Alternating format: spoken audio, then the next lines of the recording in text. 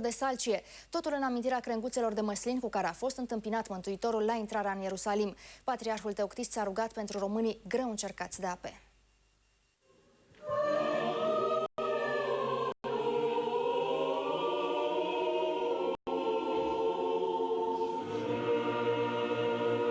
În predica sa, Patriarhul Teoctist le-a vorbit credincioșilor despre românii aflați în suferință din cauza Dunării.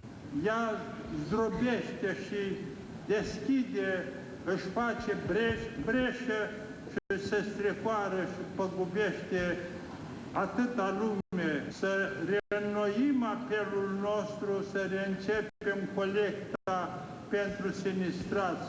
În final, Patriarhul i-a binecuvântat pe creștini și a sfințit sălciile.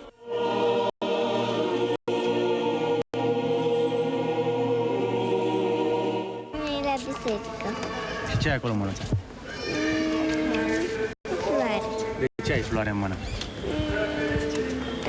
Unde sunt florile? Astea sunt florile.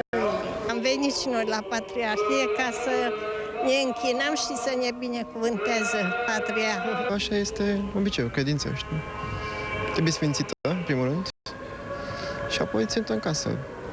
Nu știu ce anume aduce, probabil că sănătate, fericire, tot ce te dorești tu acolo. Crenguțele de salcie sfințite simbolizează primăvara și îi anunță pe ortodoxi că urmează lunga săptămâna patimilor, urmată de